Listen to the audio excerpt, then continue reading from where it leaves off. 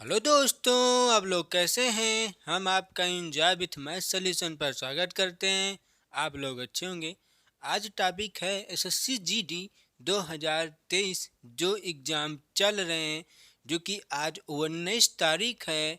19 से पहले 10 और 18 तारीख तक जितने पेपर हो चुके हैं, उन्हीं से क्वेश्चन आपको सामने हम लेके आए हैं कि कैसे कैसे कुछ क्वेश्चन एग्जाम में पूछे जा रहे हैं। इसी तरह के क्वेश्चन एग्जाम में क्वेश्चन पूछे जा रहे हैं। जैसे 18 तारीख को पूछा गया था, 17 तारीख को, 16 तारीख को, 15, 13, 14, 12, 11, 10। इसी तरह के क्वेश्चन, इसी पैटर्न पर क्वेश्चन आधारित है। आप लोग ज़रूर से ज़रूर ये क्वेश्चन, ये वीडियो ज़रूर से देख कर जाएं। और इसी के चैप्टर वाइज काफ़ी चैप्टर हम पढ़ा चुके हैं।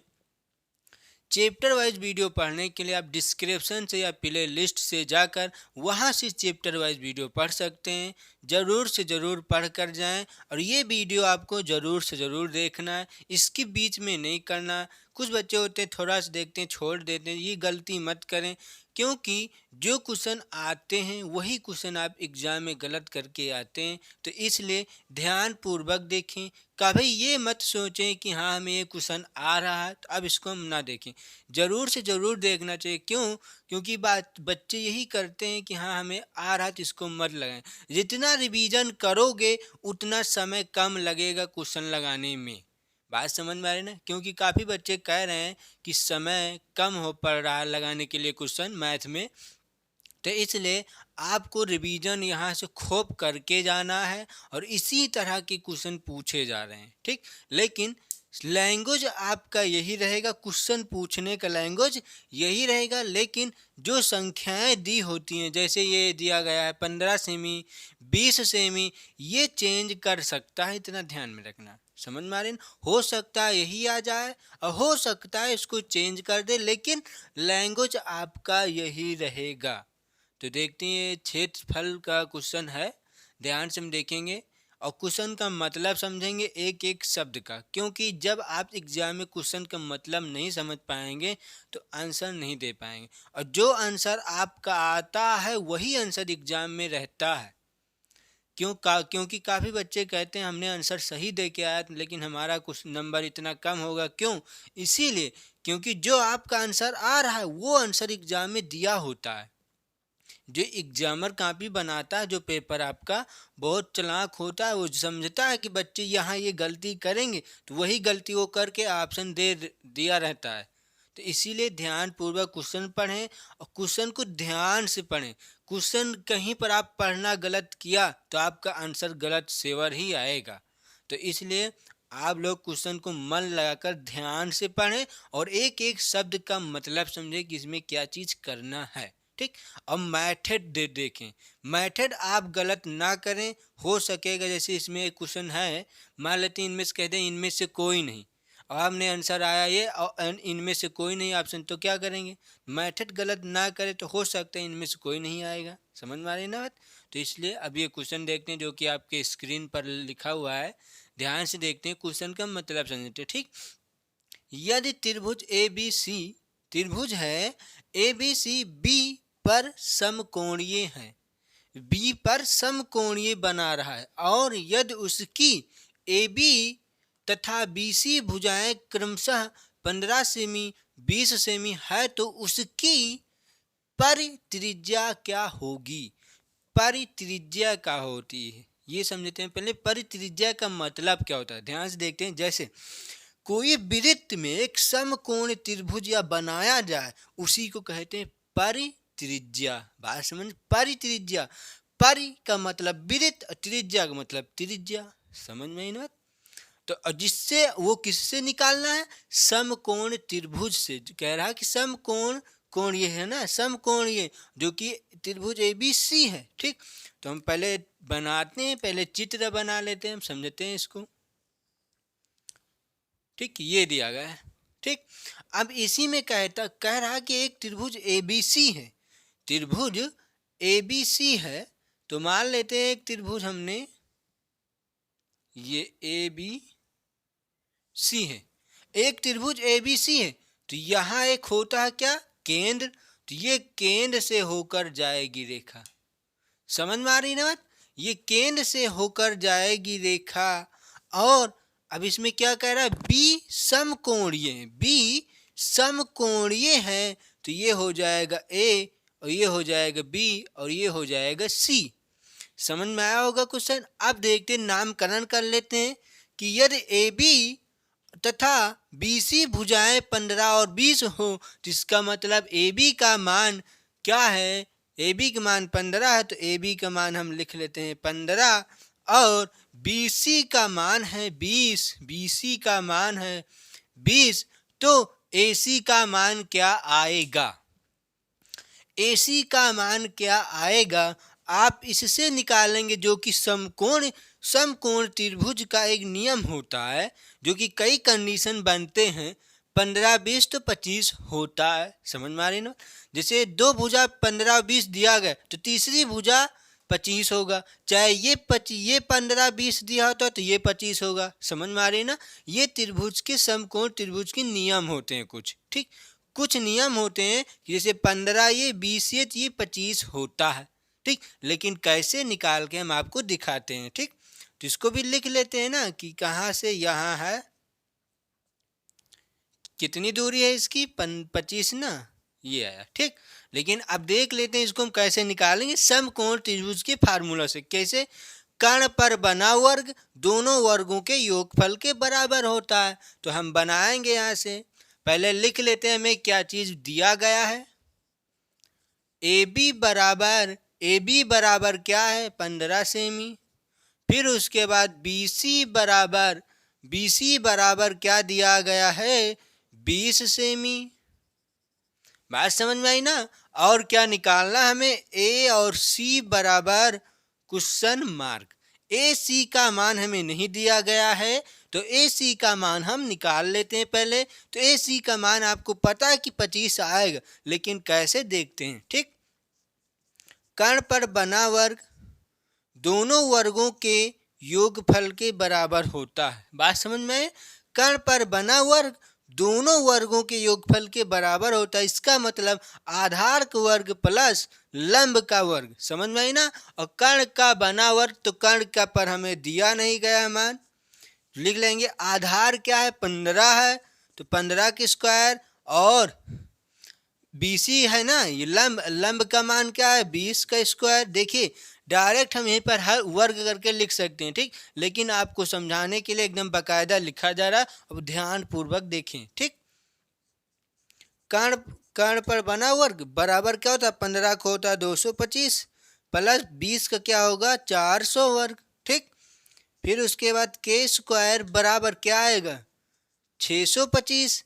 तो यहाँ से हम के का मान क्या निकालेंगे, डायरेक्ट लिख सकते हैं ना, नहीं देखिए यहाँ पर, ठीक। अब ये क्या आया है आपका के स्क्वायर बराबर 625, तो के बराबर रूट के अंदर 625। क्यों? क्योंकि ये स्क्वायर है, स्क्वायर बराबर किस पार जाता है तो रूट बनता है, ठीक। तो के बराबर क्या आएगा 625 किसका वर्गमूल होता है 25 का। तो यही हमारा के का मान आया। तो इसका मतलब कर्ण, तो कर्ण आपकी 20 25 है और लंब आपका 20 है, और आधार किसका है 15, ये है 20, ठीक।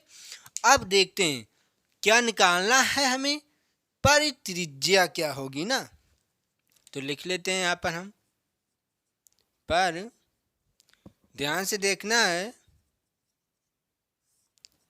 परित्रिज्या का मतलब परि का मतलब वृत्त, त्रिज्या का मतलब त्रिज्या। बात समझ में ना? तो वृत्त के त्रिज्या, तो वृत्त के अंदर एक समकोण त्रिभुज बनाया गया, तो उसकी त्रिज्या क्या होगी, उसकी त्रिज्या यहीं से तो बनेगी। तो ये पूरा क्या है 25, तो 25 का आधा क्या होगा, 25 का आधा क्या होगा, यही होगा हमारा क्या त्रिज्या। तो 25 का आधा क्या आएगा 12.5, ये आपकी 25 अंदर लिख देते हैं, ठीक। बात समझ में आई ना? तो ये 25 और ये क्या है व्यास 25 है, और त्रिज्या का 2 गुना व्यास होता है, त्रिज्या का 2 गुना व्यास होता है। तो 2 गुना का मतलब 12.5 का 2 गुना 25 और 25 का आधा ही त्रिज्या होता है। इसका मतलब व्यास का आधा ही त्रिज्या होता है। तो क्या आएगा 12.5। 12.5 नहीं समझ में आया, देखते हैं फिर से हम। तो क्या है 25/2, इसको काटेंगे क्या आएगा 2 1 कम 2, 2 दूना 4, पॉइंट लगाएंगे 5। ठीक, ये होगा आपका आंसर जो कि त्रिज्या। और आपके ऑप्शन में कहाँ पर दिया गया है 12 12 12, ये दिया गया डी नंबर आपका ऑप्शन करेक्ट सही है। समझ में आई ना बात। क्वेश्चन देखिए, क्वेश्चन में कुछ है नहीं, बस दिमाग लगाना है बस कि परित्रिज्या क्या होता है। परित्रिज्या का मतलब वृत्त के अंदर समकोण त्रिभुज का त्रिज्या। तो ये समकोण त्रिभुज है, तो इसकी क्या आएगी, जो कर्ण कर्ण होगा व्यास, इसके अंदर कर्ण और कर्ण होगा व्यास, और व्यास का आधा ही त्रिज्या होता है। जो कि ये 25 है, तो 25 का आधा क्या आएगा 12.5, यही होगा आपका आंसर। अब हम नेक्स्ट क्वेश्चन पर बात करते हैं। अब ये क्वेश्चन देखते हैं कि ये क्वेश्चन कैसा है, जो कि अनुपात का क्वेश्चन है। ध्यान से देखेंगे हम, इसी तरह के क्वेश्चन पूछे जा रहे हैं एग्जाम में। ठीक, यदि a अनुपाते b बराबर 2:3 तथा b अनुपाते c बराबर 8:9 हो तो c अनुपाते a ज्ञात करो। इसके अंदर c अनुपाते ज्ञात कीजिए, कुछ भी हो सकता है। ठीक, यहाँ पर तो देखते हैं, इसको मान निकालते हैं। कुछ है नहीं इसमें, क्या है निकालेंगे, ध्यान से देखना है। इसमें a निकाल लेंगे, पहले a, फिर उसके बाद b, फिर उसके बाद c। अब इसी में लिख लो सबका। a और b का अनुपात क्या दिया गया 2:3, 2:3। bc का अनुपात क्या दिया गया 8 और 9, ये हो जाएगा क्या 8, और ये वाला हो जाएगा 9। और कुछ दिया है, और कुछ नहीं दिया है। अब कुछ नहीं दिया तो इसके आगे 3 भरा जाएगा, इसके आगे 8 भरा जाएगा, और होता है उसके बाद गुणा। सभी का हम गुणा करा देंगे। समझ में आई ना बात। अनुपातों में गुणा करा लेते हैं, ध्यान से देखेंगे हम। 9 त्रिक 27 होता है, और 8 त्रिक 24 होता है। अनुपात में है तब 8 दूनी 16 होगा। अब इसमें में क्या निकालना, सभी का मान हो गया। सी का मान ये आया, बी का मान ये आया, ए का मान ये आया।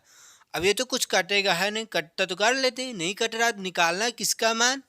यहाँ से देखना सी और अनुपाते, तो सी का मान क्या आया 27, अनुपाते ए का मान क्या आया 16, और यही होगा क्या आपका आंसर करेक्ट है। यही तो पूछ रहा है ना, सी अनुपात ए, तो क्या आया आपका 27:16, 27:16, सी नंबर इसका नंबर करेक्ट है। आपको क्वेश्चन समझ में आया होगा। अब हम नेक्स्ट क्वेश्चन पर अब ये क्वेश्चन देखते हैं कि ये क्वेश्चन कैसा दिया गया है। क्वेश्चन को ध्यान से देखेंगे, ऐसा ही क्वेश्चन एसएससी जीडी में क्वेश्चन पूछे जा रहे हैं, लेकिन संख्याएं को चेंज कर सकते हैं, इतना ध्यान में रखना। ठीक, लैंग्वेज आपका यही है, बस संख्याएं चेंज कर सकते हैं। ठीक, इसी टाइप के कई क्वेश्चन पूछे जा रहे हैं। आज 19 तारीख है, 19 से जो पीछे 10 तारीख तक जितने पेपर हुए हैं, जितने शिफ्ट में, उसमें इसी तरह के क्वेश्चन बनाकर पूछे जा रहे हैं, इसी लैंग्वेज में है। ठीक, लेकिन संख्याएं चेंज करके दे रहे हैं। ठीक, तो हो सकता है संख्याएं चेंज कर सकते हैं। ठीक, तो ध्यान से देखेंगे इसको कैसे लगाना। ठीक, एक गोले का आयतन इतना है, इस गोले का पृष्ठीय क्षेत्रफल ज्ञात कीजिए। आयतन दिया गया, हमें पृष्ठीय क्षेत्रफल निकालना। तो हमने आपको क्या समझाया था, पृष्ठीय क्षेत्रफल या आयतन दोनों में कोई कुछ भी निकालना होता है, क्वेश्चन होना चाहिए बस पृष्ठीय क्षेत्रफल का है कि नहीं है ना। तो इसलिए उसमें जो दिया होता है वही हम पहले निकालेंगे, जो दिया वही। तो इसमें क्या दिया गया आयतन, तो हम पहले आयतन ही निकालेंगे। समझ में नहीं बात। हाँ, तो हम पहले आयतन निकाल लेंगे। तो यहाँ पर क्या लिखेंगे हम आयतन। ठीक, तो आयतन क्या होता है, पहले आयतन क्या होता है किसका, गोले का है ना। तो गोले का आयतन क्या होता है, ध्यान से देखना 4/3 पाई आर क्यूब। ये आयतन आपने निकाला, ये आयतन आपने निकाल रहे हैं ना, ये आयतन आपने निकाला, और जो क्या दिया गया है ये तो दोनों बराबर हो जाएगा ना। ये देखिए ये आयतन आपका क्वेश्चन में दिया गया, ये हमने निकाला, तो दोनों आयतन बराबर, क्योंकि गोले का आयतन दोनों है ना, तो दोनों को बराबर। अब इसी से जो मान पता है वो मान रख लेंगे, जो मान नहीं पता उसको निकालेंगे। तो किसका आर है, आर का मान कहीं दिया नहीं है, तो आर का मान हम यहाँ से निकाल सकते हैं। ठीक, निकालते हैं, देखना है 4/3 गुणे पाई का मान रख लेते हैं 22/7 गुणे आर का मान क्यूब, आर क्यूब बराबर, इसको पूरा लिख लेते हैं। समझ में आई ना बात, ये क्या है 38,808। ठीक, तो हमें आर का मान चाहिए, तो आर को इधर बचा लेते हैं पहले, आर क्यूब है ना, स्क्वायर नहीं है। ठीक, आर क्यूब बराबर क्या आएगा 38,808। ठीक, ये आया।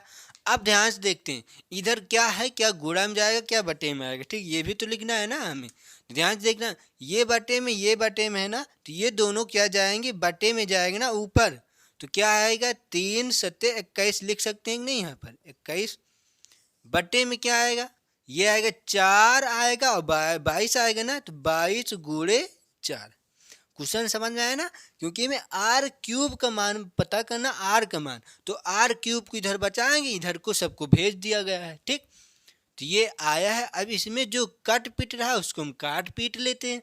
ध्यान से देखते हैं, 4 से काट लेते हैं पहले, 4 से कट जाएगा ना, कितना होगा 7×4 28 और 7×5 = 35, 7×6 = 42 होता है। 7 से नहीं 4 से काटना ना, 7×4 = 28 होता है, 4×5 = 20, 4×6 = 24, 4×7 = 28, 4×8 = 32 और 4×9 = 36, 9 बार जाएगा, 4×9 = 36, 9 बार, 4×9 = 36, कितना बचेगा 36, 37 1 38, 2 बचेगा 28 और 4×7 = 28 होता है ना, 7×4 = 28, 4 तो इसका मतलब 7 से कट जाएगा पूरा, और 4 0 0 4 दूनी 8, ये पूरा कट जाएगा। तो क्या आएगा ध्यान से देखना, ये आया 4 से पूरा खल्लास, पूरा खल्लास हो चुका है।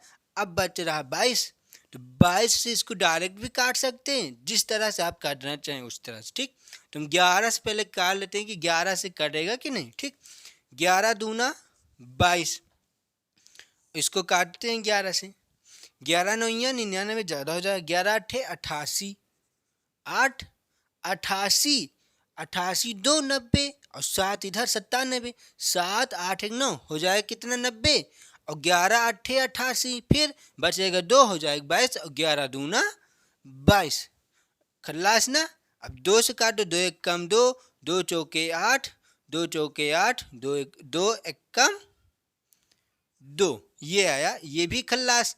क्या बच रहा है, नीचे कुछ बच रहा है नहीं, ऊपर क्या बच रहा है हमारा, लिख लेते हैं हम, ध्यान से देखना है यहीं पर, आर का क्यूब बराबर क्या बच रहा है 441 गुणे ये वाला 21, नीचे कुछ नहीं है, नीचे एक एक का मतलब एक से कुछ का कोई मतलब होता नहीं है। ठीक, तो यहाँ पर क्या आएगा आर क्यूब बराबर, इसको हम गुणा कर लेते हैं, जब इसको हम गुणा करेंगे तो क्या आएगा 9261, 9261, समझ में आ रहा है ना, सही है ना।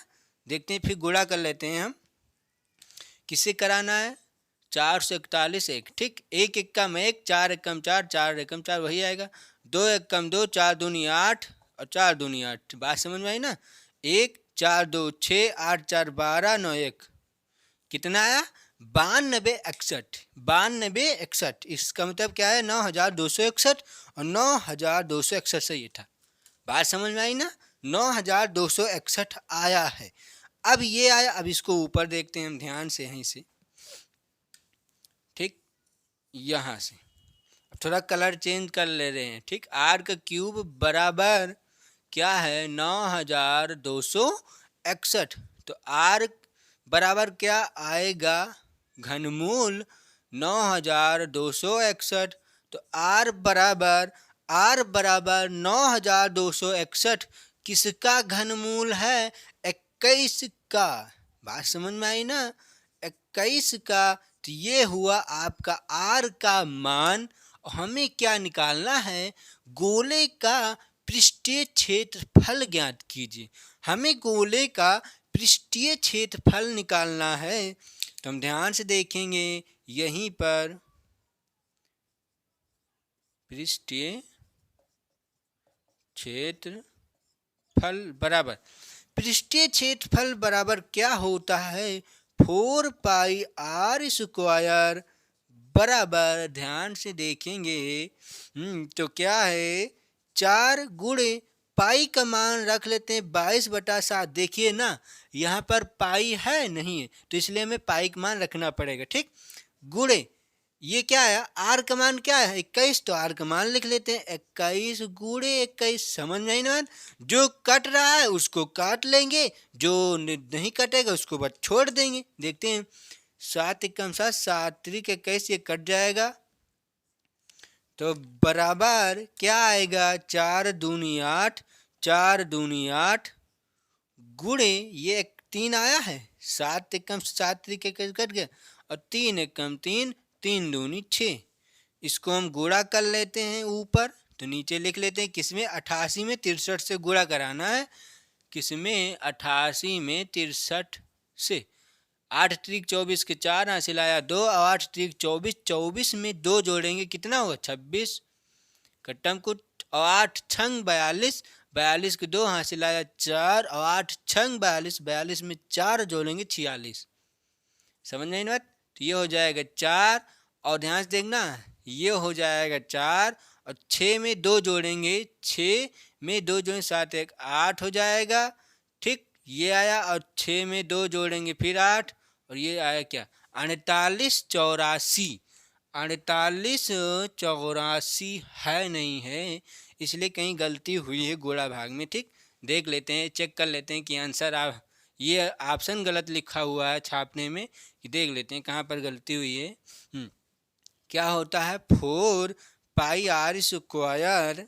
ठीक, ये 4 पाई आर स्क्वायर 4 रखा गया, पाई मान 22/7 रखा गया, ये आया ये है। ठीक, और 7 एकम 7, 7 त्रिक 21 ये आया था। ठीक, 4 दूनी 8, 4 दूनी 8 ये हुआ, और 3 एकम 3, 3 दूनी 6, यहाँ तक तो सही है, इसलिए गुणा में कहीं गलती हो रही थी, तुम गुणा में फिर से सही कर लेते हैं 63 से। ठीक, 3 और 24 होता है ना, 24 के 4 हासिल आया 2, और फिर 3 8 24, 8 त्रिक 24 होता है, 8 त्रिक 24, और 24 में 2 जोड़ना है, 24 एक 25, 25 एक 26 ये आया।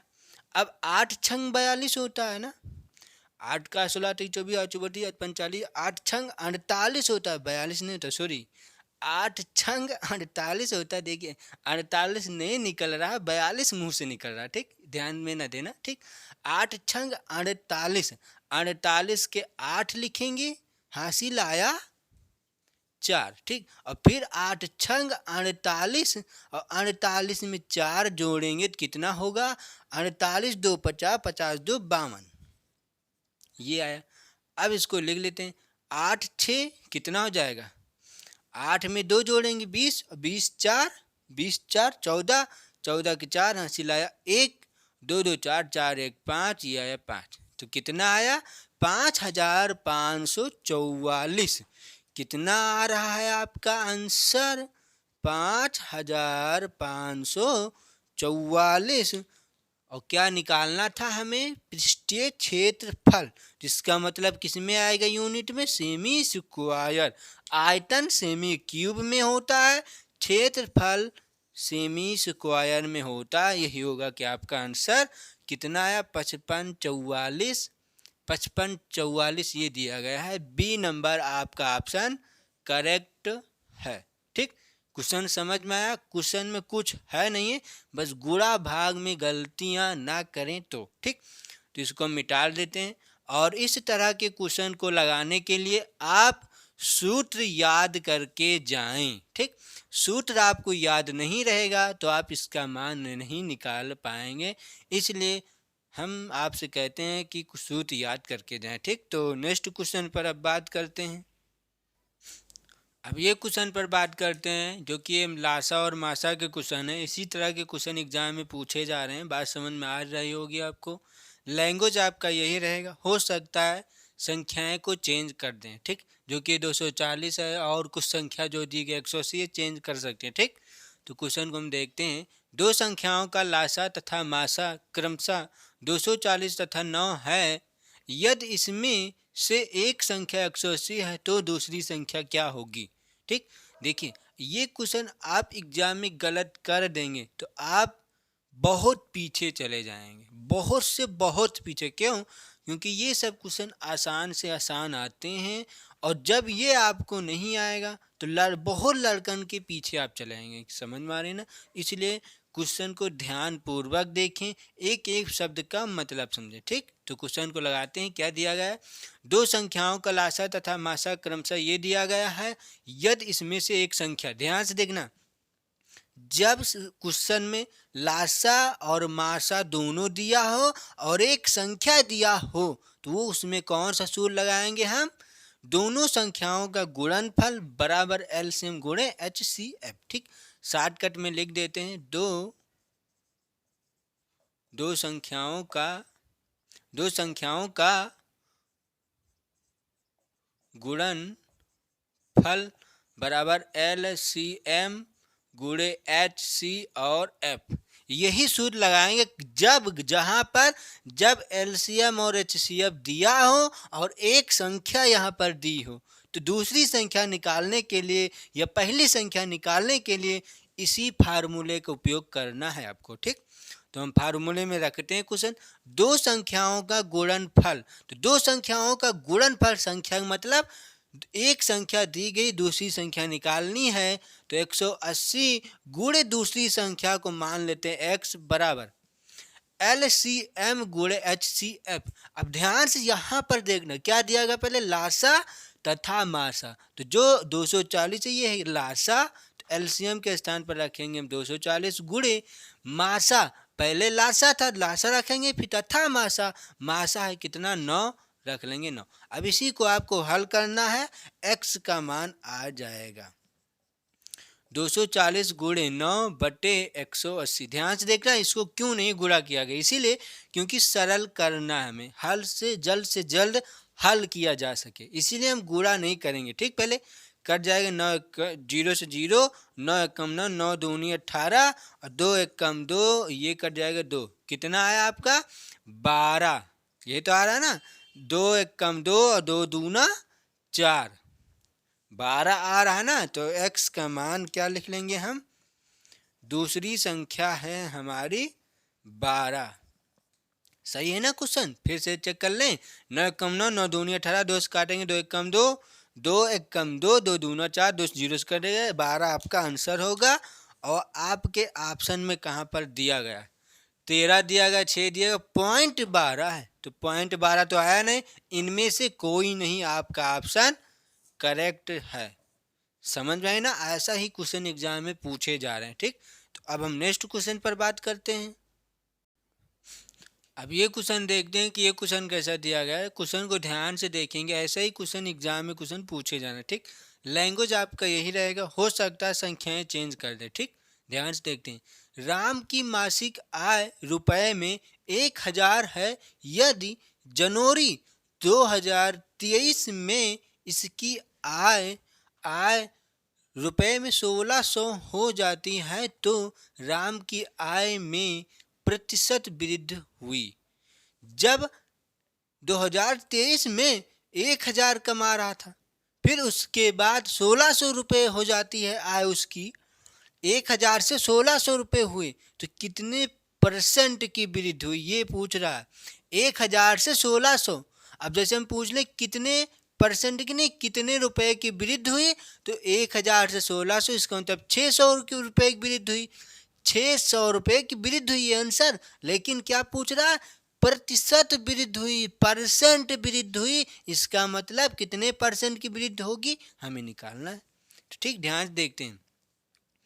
तो क्या पूछ रहा था? 1000 और उसके बाद क्या दिया गया? दूसरा 1600, दोनों का अंतर हम कर लेंगे, क्या आएगा? 600। ये 1000 कमा रहा था, 1000 इसकी आय थी, उसके बाद 1600 आय हुई, तो कितने रुपए की बढ़ोतरी हुई, कितने रुपए की वृद्धि हुई, 600 रुपए की। लेकिन परसेंट में पूछ रहा कि ये कितने परसेंट की वृद्धि हुई, तो कितने परसेंट की वृद्धि होगी, 600 ऊपर किससे वृद्धि हो पूछ रहा है, 1000 से, गुणे 100% से भाग। बात समझ में आई ना, 100% से भाग, इसको काटेंगे, 10 से 10, 10 से 10, 10 से 10, तो क्या आएगा, 60%। यही होगा क्या, आपका आंसर। बात समझ में आई, 60%। अब आपके ऑप्शन में कहाँ पर दिया गया, बी नंबर ऑप्शन करेक्ट है। 60% की वृद्धि हुई है 1000 से जब 1600 रुपये हुआ है, तो 60% वृद्धि हुई है ये, इसका अंदर 60% बराबर 600 है। समझ में आई ना बात, ये क्वेश्चन का मतलब है। ठीक, तो अब हम नेक्स्ट क्वेश्चन पर बात करते हैं। अब ये क्वेश्चन देखते हैं कि ये क्वेश्चन कैसा दिया गया। घन और घनाभ का ये क्वेश्चन है, इसी लैंग्वेज में क्वेश्चन एग्जाम में पूछा जा रहा है, लेकिन हो सकता है संख्याएं चेंज कर दे। ठीक, संख्याएं आपका चेंज कर सकती हैं, इतना ध्यान में रखना आपको, और लैंग्वेज आपका यही रहेगा। ठीक, तो ध्यान से देखते हैं क्वेश्चन को। एक घन की भुजा 3 सेमी है, ऐसे 3 घनों को मिलाकर एक घनाभ। 3 घनों को मिलाकर का मतलब पिघलाकर, हम पिघलाकर भी बना सकते हैं और मिलाकर भी बना सकते हैं। बात समझ में आ रही ना, मिलाकर एक घनाभ बनाया जाता है, तब इस प्रकार बने घनाभ का संपूर्ण पृष्ठीय क्षेत्रफल बताइए। हमें संपूर्ण पृष्ठीय क्षेत्रफल बताना है जो कि घनाभ का, और एक घन को, इसका मतलब 3 घनों को मिलाकर घनाभ बन रहा, उसी घनाभ का में संपूर्ण पृष्ठीय क्षेत्रफल बताना। ठीक, जो कि भुजा 3 सेमी है, तो घन की भुजा 3 सेमी है, तो सभी भुजाएं 3 सेमी की रहेंगी। लेकिन क्या करा, 3 घनों को मिलाकर, जैसे आपको हम समझाते हैं, ध्यान पूर्वक समझना है यहीं पर। ठीक, जैसे हम आपसे कहें ये घन है, ठीक, मान लो घन है, दूसरा घन ये है और तीसरा घन ये, तो एक घन, दो घन, तीन, तीनों घनों का आयतन बराबर होता है। बात समझ में आ रही ना, जैसे इस घन का आयतन और इस घन का आयतन और इस घन का आयतन, समझ में आई ना, ये तीनों घनों के आयतन बराबर होते हैं। समझ में आई ना बात, तो ध्यान से देखते हैं कि जब आयतन बराबर होते हैं तो इसका मतलब भुजाएं तो बराबर हैं ही, क्योंकि 3 ही सेंटीमीटर के 3 घन हैं। तो देखते हैं आगे हम, फिर जब इनको तीनों को मिलाते हैं, तीनों को जब मिलाते हैं, इनको मिलाएंगे इसी में, फिर इनको मिलाएंगे इसी में, तो आपको क्या दिखाई दे रही, आपको क्या दिखाई दिया इसमें कि 3 सेंटीमीटर की ये है और 3 सेंटीमीटर की ये घन है ना, तो घन में लंबाई, चौड़ाई और ऊंचाई दोनों होता है ना, घन में लंबाई, चौड़ाई, ऊंचाई दोनों होता है, 3 होते हैं ना, ऊंचाई भी है, लंबाई भी है। देखिए घन ऐसा बनता है। ठीक, देखिए बना लेते हैं हम ऐसे, एक ये घन बनते हैं। समझ में आई ना बात, ऐसे ही घन बना होते जिनकी तीनों, चारों या तीनों भुजाएं सब बराबर होते हैं, और घनाभ में बराबर नहीं होते हैं। घनाभ आपका ऐसे बनेगा बड़ा सा, और ये है, इसका मतलब इसमें भुजाएं बराबर नहीं रहेंगी। जिसमें भुजा बराबर नहीं होती उसे हम घनाभ कहते हैं, और जिसमें भुजा सब बराबर होती है उसे घन कहते हैं। समझ में आई ना बात, तो ये घन है। जब इसी में एक घन और हम जोड़ेंगे, यहीं से दिख रहा है ना, एक घन और हम इसी में जोड़ेंगे तो क्या दिखाई दिया, चौड़ाई सेम रहेगी ना, और ऊंचाई सेम है और चौड़ाई भी सेम है, लेकिन लंबाई बढ़ रही है आपकी, लंबाई आपकी बढ़ रही है, लेकिन ऊंचाई आपकी वही रहेगी और चौड़ाई भी वही रहेगी। तो समझ में आया क्वेश्चन कि लंबाई सिर्फ बढ़ेगी और ऊंचाई और चौड़ाई दोनों वही रहती है। तो समझ में आया क्वेश्चन आपको? तो अब ध्यान से देखते हैं हम। घन और घनाभ में अंतर समझ गए होंगे ना। घन में सभी भुजा बराबर होती हैं, घनाभ में सब भुजा बराबर नहीं होती हैं। क्यों? क्योंकि घनाभ लंबा या चौड़ाई में अलग अलग होते हैं, ठीक। लेकिन घन में सभी भुजाएं बराबर होती हैं। तो देखते हैं, घन की भुजा 3 सेंटीमीटर है, जिससे 3 भुजा और 3 घनों को मिलाकर बनाया जा रहा है घनाभ। 3 घनों को मिलाकर बनाया गया है घनाभ। तो बताते हैं हम, जब 3 घनों को मिलाया गया तो इसकी मतलब लंबाई बढ़ी है ना। तो लंबाई 3 है ना, तो इसका मतलब 3 3 मिलकर 9 हो जाएंगे ना। तो यहाँ पर आपको क्या दिया है? लंबाई 9 हो जाएगा। लंबाई आपकी 9। उसके बाद ऊंचाई आपकी क्या हो जाएगी? ऊंचाई आपकी 3 हो जाएगी। उसके बाद ये ऊंचाई है, चौड़ाई है, ठीक। चौड़ाई 3 सेंटीमीटर की तो रहेगी, घनाभ में चौड़ाई वही रहेगी और ऊंचाई में भी वही तो रहेगी। अब क्या निकालना है हमें? ध्यान से देखना। क्वेश्चन ये समझ में आया ना कि लंबाई आपकी कितनी हुई? 9, और ये बी 3 और ये एच, चौड़ाई आपकी ये 3 आएगी और ऊंचाई आपकी 3 आएगी और लंबाई आपकी 9 आएगी, ठीक। तो ध्यान से देखते हैं क्या पूछ रहा। पृष्ठीय क्षेत्रफल किसका? घनाभ का पृष्ठीय क्षेत्रफल। तो यहाँ पर लिख लेते हैं हम घनाभ, थोड़ा शॉर्ट कर लिखते हैं, ठीक। पृष्ठीय क्षेत्रफल समझ में आ रही ना?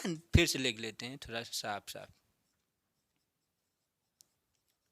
पृष्ठीय क्षेत्रफल, ठीक। तो घनाभ का पृष्ठीय क्षेत्रफल क्या होता है? 2 ब्रैकेट में, ध्यान से देखना, इसको रटना नहीं है। क्या होता है? एल बी, फिर आगे बढ़ाएंगे बी एच, बी ये वाला बी, फिर आगे एच जोड़ना है, फिर आगे क्या बढ़ाएंगे? Plus H. अब आगे क्या आएगा? एच के आगे एल लगा लेंगे, हो जाएगा काम।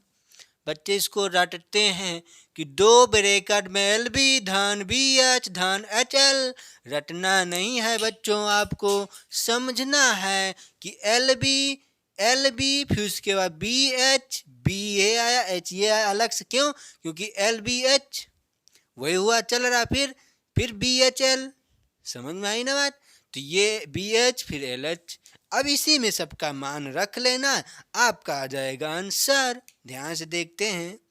2 एल का मान क्या है? 9 गुणे बी का मान क्या है? हम इसका मतलब चौड़ाई कितना है?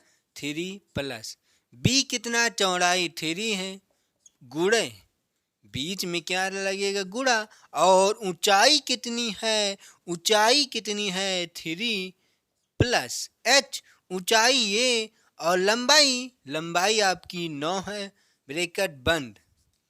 ब्रैकेट में 9 त्रिक 27 प्लस 3 त्रिक का 9 और 9 त्रिक 27, इसी को गुणा कर लेना, जोड़ लेना, आपका आंसर। तो क्या आएगा? 2 ब्रैकेट में क्या आएगा? 7 7 14, 14 में 9 जोड़ेंगे कितना होगा? 23, और 23 के 3 हासिल आया 2, और 2 2 मिलकर 4 और 4 2 6, 63। अब 2 से इसको गुणा कर देंगे हम, कितना आएगा? 3 दूनी 6 और 6 दूनी 12, 126। और क्या पूछ रहा? पृष्ठीय क्षेत्रफल। तो क्षेत्रफल होता है सेमी स्क्वायर।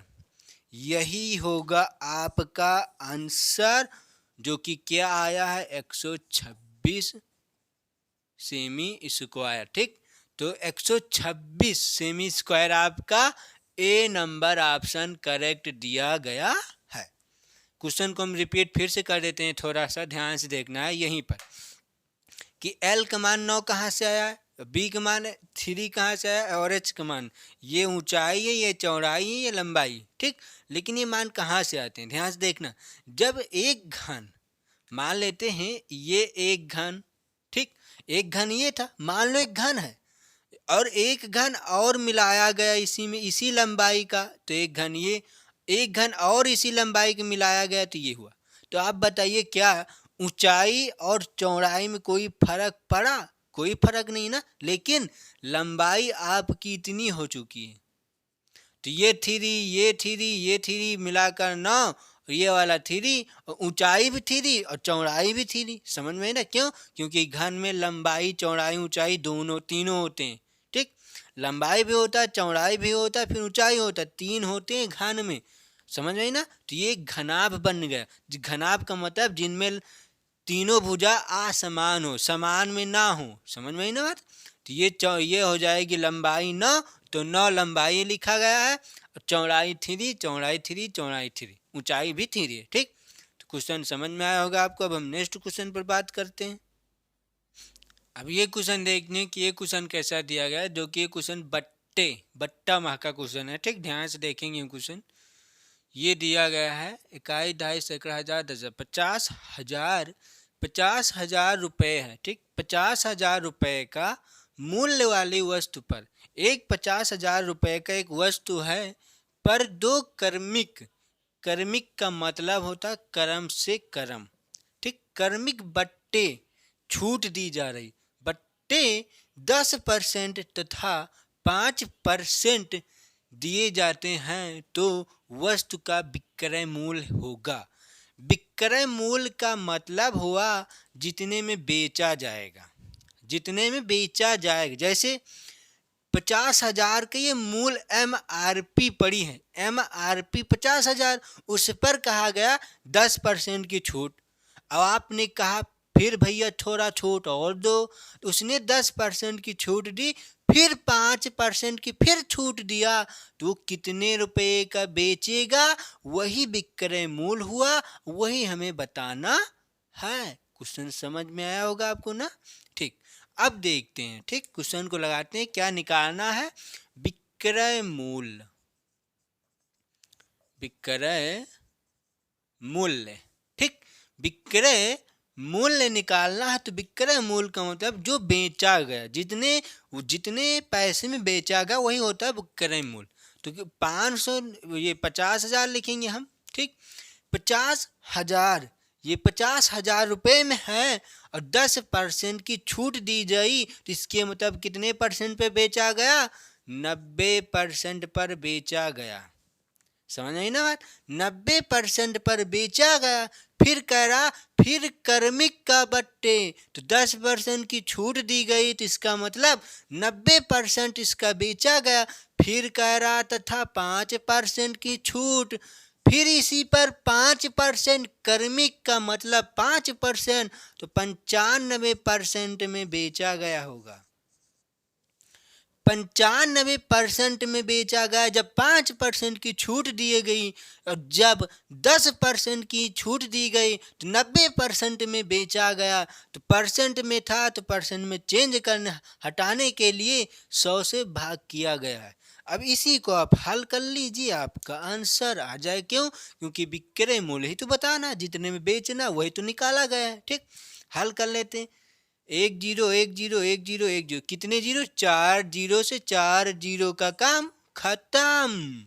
कितना बचेगा यहाँ पर? लिख लेते हैं, 5 शून्य शून्य और 5 9 45 गुणे 95, गुणे 95 ना, ये तो करना है। सब जीरो जीरो काम खत्म।